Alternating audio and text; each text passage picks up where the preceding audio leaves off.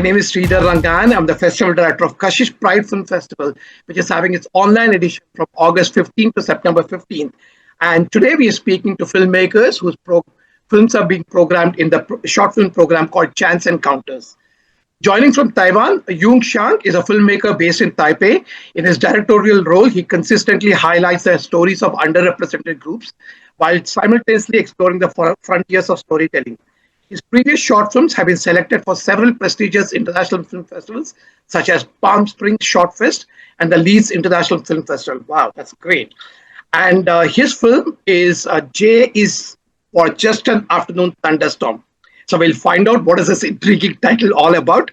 The synopsis is M and Hsiang are a couple in an open relationship that has lasted for several years. On this day, the two of them have a rare opportunity to go on an outing. What should be a relaxed and leisurely hike is led into an unknown by the adventurous spirit of M. Amid the summer afternoon air, there's a faint scent of restlessness lingering. And joining from Indonesia is Candra Aditya, who is a writer and filmmaker who was graduated from Binus International University. His short films were screened at various film festivals, both local and international. His latest book, When Everything Feels Like Drama, Korea, was released in November 2024.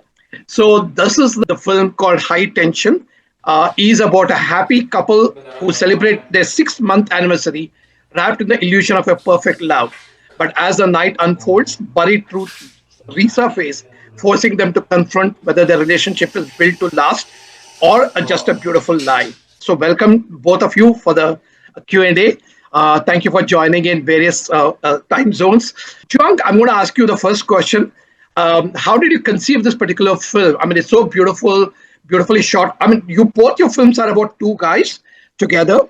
That's beautiful. But Chuang's film is completely outdoor, totally set outdoor. And Candra's film is completely set indoor. A huge contrast, but it's all about relationship, how they navigate. So, Chuang, you want to go first and talk about how you conceived this film and what made you make this film?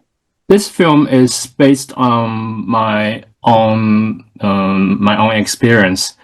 My ex-partner and I, we practiced the open relationship for a few years at the bottom half of our own relationship, and it ends up a failure because I sort of caught a feeling for a random hookup guy, so it just blew up. So that's what makes me want to make this film. All the elements in this film, the characters, the dialogue, the scenery, and some of the plots, it actually happened. So I guess you can see this film as a part of the process that I get over this relationship, sort of, yeah. And as for the outdoor stuff, I guess because I don't really like to shot a film indoors because I kind of hate to wait for the lighting to be set. Yeah, so that's what. Yeah, I'm just kidding because I like the outdoor stuff. I like the outdoor activities, and I like to explore all the beautiful sceneries in my country, and hence so I wanted to share with my audience the beauty of my country, of the lands I lived. So mostly in my previous works, I like to shoot outdoor. Nice. And what is it? Why the title J is just for an afternoon thunderstorm? It's so intriguing. What is the title all about? Who's J? Okay. What is the thunderstorm about? As I said, this is from my own experience, right? And so I only had actually in my life I only have one relationship, and it lasts for like 12 years. So after I broke up, I feel like I'm like a newborn baby in the relationship market. So everything I have to learn from the beginning, just like when we are babies and we learn from the alphabetical sounds, like A is for blah blah blah, B is for blah blah blah blah. So that's why I chose this title. And J is actually the first letter of the random hookup guy. So Hookup, yeah, I right. just pick up this word, and yeah, that pretty much says it. Yeah, Nice. And myself and my partner have been for 30 years now, like still going on strong. So I don't yeah. know. Thankfully it's not broken up yet, but let's see how what the future holds. Okay, we'll wait with you, and then Candra, we'll come to you. So as I said, like it's a beautifully shot film within the indoor, but you make it bigger with the fisheye lens, the entire thing. And of course, there's a certain playing around with the characters, similar to even the other film. They play. I mean, the couple plays around with words. And so, what inspired you to make this particular film? Basically, the idea of high tension. I never planned to make short films, particularly this one. It's actually a sequel from the short that I made during COVID called Cheap Thrills, which also premiere in Kashi's Pride Film Festival. Uh, and then someday, actually, the funny story is my friends actually booked a hotel for something, and then she cannot stay the night because she suddenly got ill. And then I have an idea to write and to shoot the so-called sequel for the short that I made. And then the more I think about it, the more it excites me. So I decided to make the same kind of feeling of the movie from the first film, but I want to elevate more. So I decided to make it about a relationship between a guy and someone who's pretending to be his boyfriend. And the reason why I shot it inside a hotel room, I think, is because people tend to create some kind of false intimacies during before or after or even during intercourse. So I think this is going to be an interesting relationship dynamic, especially between the two characters. And also, like, I mean, I was not sure. I mean, I watched the film again today after watching it for Kashish preview. I was not sure whether they're actually been dating for 6 months or they're pretending to be dating for 6 months. No, the whole thing was fake. So the film was split into two parts. So Correct. the first like 12 minutes, I think we hear two guys talking about their relationship and everything mundane about them, and then we go into the title card, and then it was revealed that it's actually some kind of role play between two Okay. of them. Yeah. Okay. And your film in the Thunderstorm thing, what happens on the end? You want to say, like, he just goes away, both of them. Does it have anything? Is there a future to that relationship or not? Sorry, I just lost No, you. yeah. I In guess the end, basically, in the end, the person goes away. One of the person goes away with the J. So is he yeah. ever going to come back, or you don't think he's going to come back for that? Oh, okay. Again, is it a fantasy or real? That's again. I just feeling that when I saw the film, I was feeling maybe it's just a fantasy. I don't know. Is it real? Is he coming back or not? Well, in this film, I I wanted to leave it open, but I do put some say clues in the film, like in the beginning, when you can see this guy M, he follows a blurred character in the In middle the of the dreams, yeah. forest. Yeah. So, and also in the middle of this film, they when these two this couple they're walking on the bridge, and they talked about a dream that he had recently. Um, he says that he kept following a guy who looked like a pen, and jump off the cliff whatsoever. And so these are the clues that I try to weave in the story, that maybe the audience, after watching this film, they can be led into some kind of cognition, or like maybe this after they go over the waterfall, John and Jay and M, they go up the waterfall, and what happened next? Maybe the beginning of the film you can see there, or Okay, that's nobody interesting. knows. It's just like the future. You never know about the future. Everything can happen. So that they are at the intersection of the different paths. Chandra, I'm going back to you now. The situation is in Indonesia is still complicated for LGBTQ rights, right? I mean, it's very. I think we've had in the past festivals being vandalized by homophobes, etc. But we're still continuing to do that. Kashish is a partner with this film festival called 100% Manusia. So we have been programming almost like last 10 years. We've been collaborating with them, programming a bunch of short films at the film festival, and they've bravely continued to doing that. And I was there in Jakarta for, I think, in 2019 to show my own film. But how is the situation now in Indonesia for LGBTQ rights? And are you not worried about making these films? Is it safe for you to make these films? Yeah, it's still considered kind of dangerous. I think a film festival that the theme or the main event is to showcase work of contain depiction of LGBT relationship. Yes, it's true.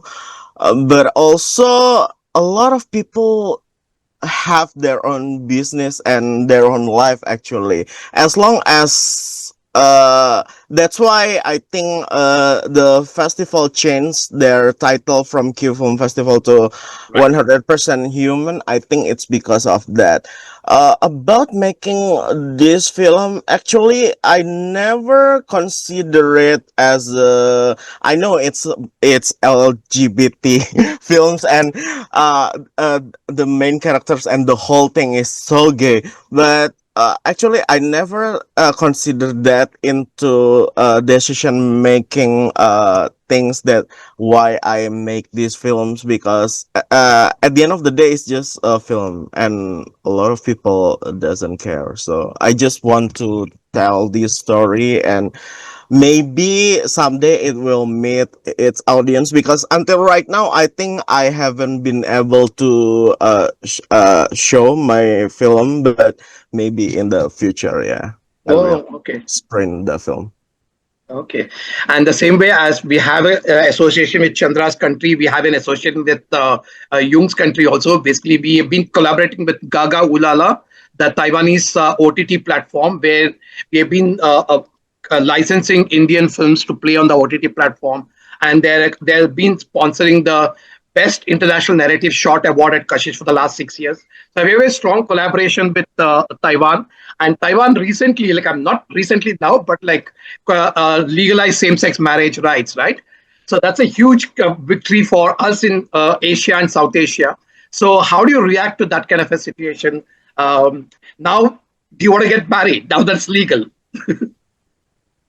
Oh, actually, the Gaga Gulala, they just reached to me Oh, for nice. a release contract, something like that. We were just talking about it. In Taiwan, actually, the same-sex marriage, it was legalized like five. 2023, Us- 2024, I think so, right? 2023? No, no. It's 2019. 2019. So That's right. Yeah, it's sorry. six years ago. So in my own observation, I I I think things change, and mostly the the people's idea towards the gay or LGBTQ community that have changed, and we are I guess we are more open. So that's also a part of the reason why I want to make this film. It's not just because of my own story, but also I want to explore the like it's like the legalization of same-sex marriage is like a turning point, and then things have changed after that. And before that, many short films in Taiwan they like to talk about how LGBT community they got treated unfairly or things like that. And after this, more and more people set their eyes on more like things like gay marriage, like how they uh, communicate with their partners in this relationship that they don't have in the past. Like what that is a marriage, and so I wanted to like an open relationship is kind of still controversial in many of the cultures, right? So I want to go further, like because we have same-sex marriage now, so that's like my stepping stone, and I can talk about things that's deeper and that's farther. Yeah. Okay, nice. And where all has the film traveled till now, and what is the future prospect of it? Are you going with Gaga Ulala for the distribution or not? I'm not sure. Everything is open. We're not done yet. Okay. Yeah. And where all has the film traveled till now? How has been the response? You mean in the Other festivals? festivals, yeah, yeah. Uh,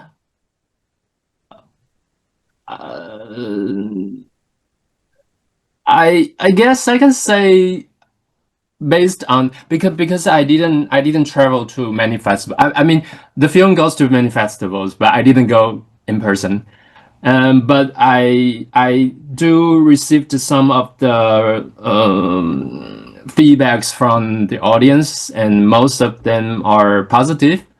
And but many of the audience they have a common question like, is that it? Like they feel like it's just the beginning of the Beginning. a longer film.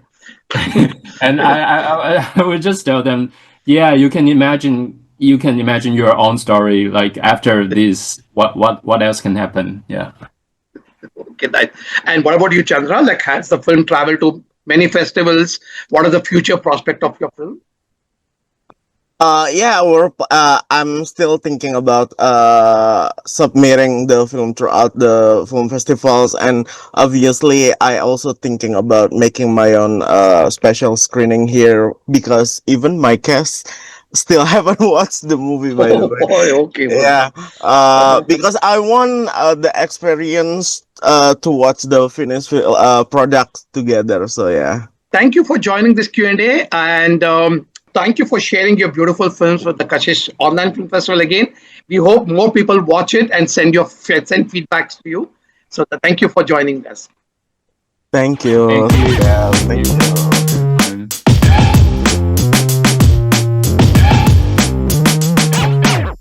Hi, my name is Sridhar Rangan. I'm the festival director of the Kashish Pride Films Festival, which is having its online edition from August 15th to September 15th. And today we are with two wonderful young filmmakers whose films are playing as part of the Chance Encounters program. I'm pleased to introduce you to Adrian Gardner. The film is called Man Code. Adrian is a creative producer and director with 9 years' experience working with organizations such as Young Wick, Old Wick, Talava, Roundhouse, Fuel, Theatre Royal, Stratford East. His practice is centered around creating compassionate, healing spaces for growth and discovery. He is also currently director of the Young Producers Program at Theatre Peckham training young Black producers to curate events that reflect them. Adrian is drawn to socially engaged work that aims to disrupt outdated narratives in creative ways, especially surrounding anti racism, spirituality, sexuality, gender, and radical self love. Wow. His film Man Code, a quick witted, funny short film that explores hookup culture amongst Black queer men in Britain. Lucas, a computer techie, goes on an ordeal when he invites Theo around for what he thought would be no strings attached fun, but takes an odd turn when his ex girlfriend returns home early. Oops, that's a lot. Okay, we're going to come back to ask you what's all about.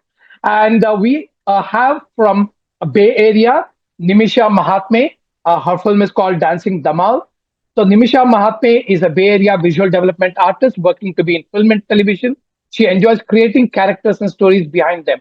She loves having characters that range from different diversities, cultures, and sexualities.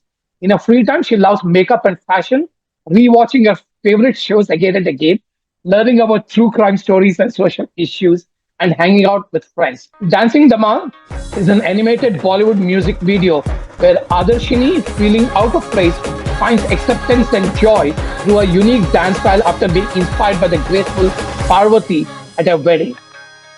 Awesome. So, two brilliant films. I'm going to ask Nimisha first. Which is your favorite shows which you keep watching again and again? What are these favorite shows?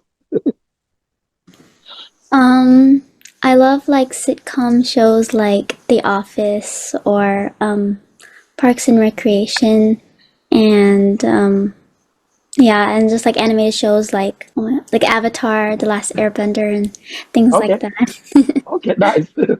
And it's a. I think it's a 5 minute animation film, right? It's beautifully done. Was it part of your college work or something, or it was post your college work? Yes, it was part of our like senior project to like either create a movie or like a film or a video game or a book, and I wanted to do something inspired by like Bollywood music videos. Okay, and how difficult was it? How long did it take for you to create this film? And how did you find the song and the music for the film? Oh, okay. Good question. Good question. It took So for the beginning part, before my senior year, I took a class on how to pitch your idea, and I knew I wanted to take advantage of the class for my senior project. So I started working May of 2023, but then we actually like started working on it August of 2023 and finished May 2024. So like about 9 months to finish the film. Okay. Oh, And and where did the then music and the song come from? yeah. So my parents are part of like this Marathi. We speak Marathi, like Indian language, and so they were part of like a Marathi organization that like hosts concerts and things. So they had a connection with a friend who likes to produce songs or compose songs in their free time. So he was really kind. His name is Pandari Mane, and he helped me like find the artists in India and helped compose the whole song. Oh, nice. Okay. And I'll come back to you later with more questions. So, Adrian, amazing film, a very, very emotionally beautiful film, and also very sexually interesting film. For people in India, we were seeing this gorgeous man there on the big screen. So, quite a delight in that way, too, of course, apart from being an amazing film. So, what inspired you to make this film? Was it from your personal experiences, or a story of which you heard, or something which you experienced? How did the story germinate for you? So actually, Ryan Walker Edwards is the writer of the film, and it comes from an experience he had. So I won't divulge too much about his own personal experience there, but it is quite similar to what happens in the film when it comes to meeting someone who is in the closet and being stuck in a situation where he wasn't able to leave the room yet, and ending up having an interesting conversation with this person. So yeah, I think that part of his experience bleeds into the film in the sense that we're looking at someone who needs to realize that he doesn't have to hide. And I think that's what drew me to want to direct the story is that freedom that comes at the end, in terms of realizing how much you can just be yourself. And was it very challenging finding actors to play the parts? There's a lot of intimate scenes. I mean, I'm sure in UK it's not going to be as challenging, but I think anywhere in the world is challenging to cast for queer characters, queer roles. How challenging it was you? Or did you know the actors before? So Ryan, who plays Theo in the film, also wrote the script, and he we worked together on the reading first with Stephen, who plays Lucas, and so being in that reading beforehand in December, and then we started filming in like March time. So having done that process before and knowing each other beforehand really helped, but also having an intimacy coordinator, Jamila, who's amazing. She really helped to solidify the comfort in the room. And in rehearsals, I really prioritized consent when it came to like where people touch on the body. So realizing that when it comes to those sexual scenes when you see on screen, we weren't just in the room creating like improvising that. We were very much being purposeful about where hands are placed and how movement happened, so that each actor felt safe with that. We didn't just jump into the kissing. It was very much like, are you ready to do this? And then doing that. So yeah, I think it wasn't difficult to find those actors. It was very much like, oh, because we all have created a comfort with each other, it was easy to move forward with it. Okay, thank you for sharing that. And I mean, in India, it's still intimacy coordinator or intimacy director is still a new concept, but a lot of the web series are exploring that right now. They must have a intimacy coordinator to have intimate scenes per se. So that's really catching up right now. Thank you for sharing that. Nimisha, what made you choose kind of a same-sex love story for your first film? I mean, for a young filmmaker to choose a same-sex loving story is like a, and especially from an Indian context, though you're in a Bay Area, it's more progressive there, but still, uh, what made you choose that? And were there apprehensions from your family members while you're making a film on same-sex desire, or dancing per se? Yeah.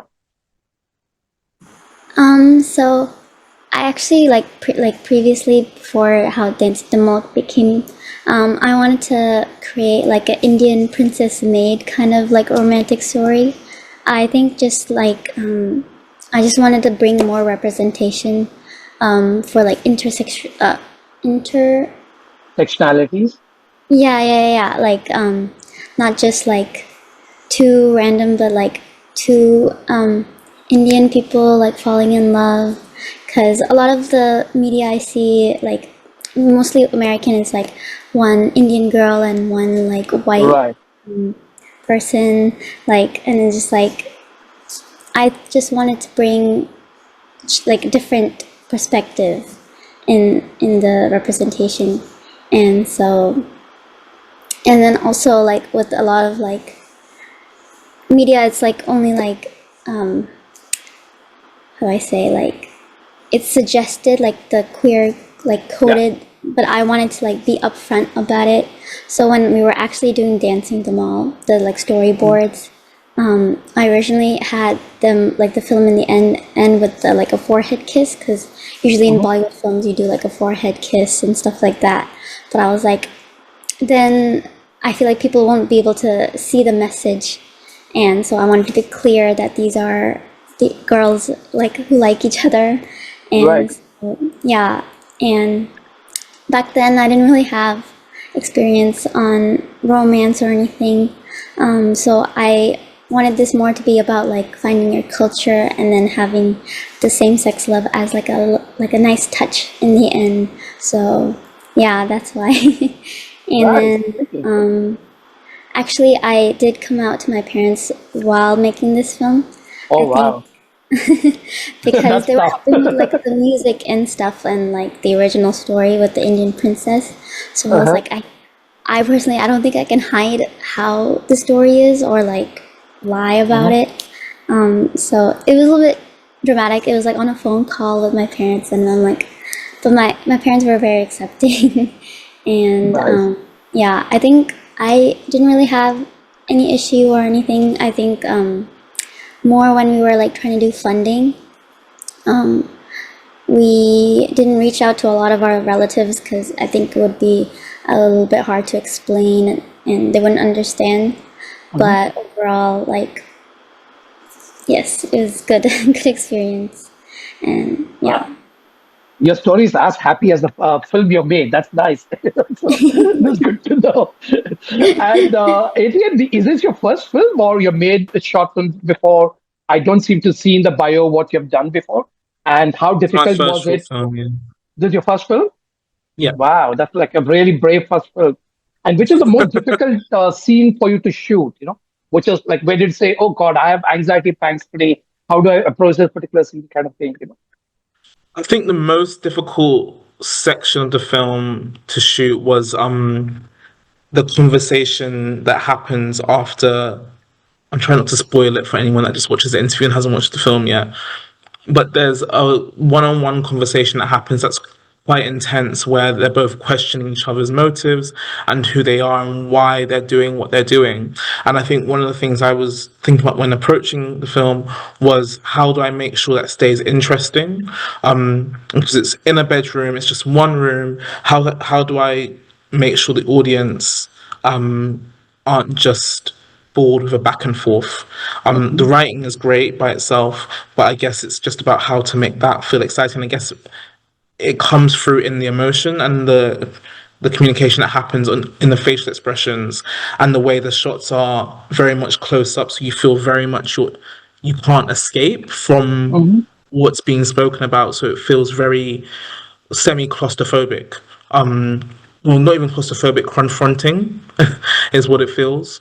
So yeah, I think that was difficult just because it was about how to keep that fiery one-on-one dynamic exciting. Yeah. Oh, nice. Okay. And where all have the film traveled? And have you been to many festivals? Has the film traveled to many festivals? How's that been the response? I can't remember exactly how many festivals, but it's been a lot. We premiered in Chicago. We've been to Poland. We've been to Spain.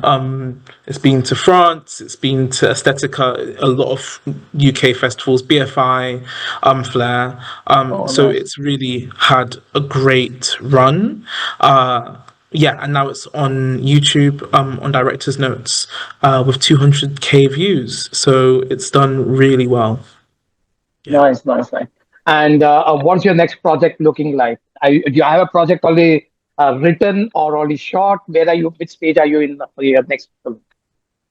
So currently, Ryan's written another script that we're going to co-direct this time called Speechless, which is another queer film, but again with a universal theme. I won't say too much, but it explores what it's like to be perceived in a cultural context, in a Jamaican wedding, and being a queer person in that very heteronormative space and having eyes on you and what happens there.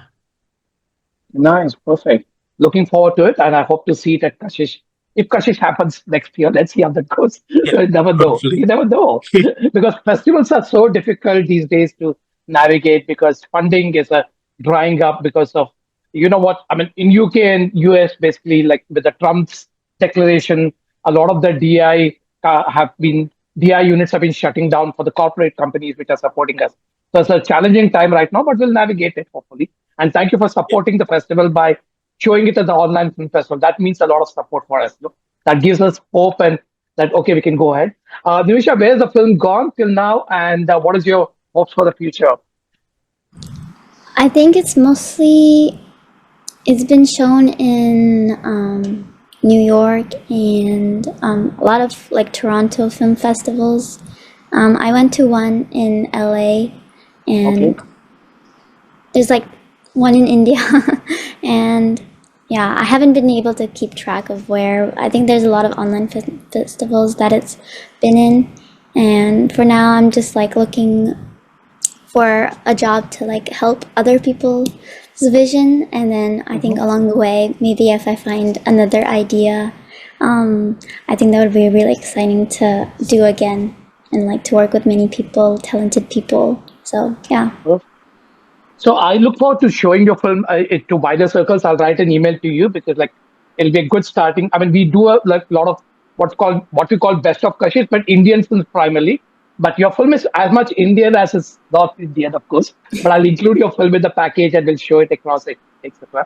And so thank you for joining in this conversation and really looking forward to watching your future works and best of luck with all your work.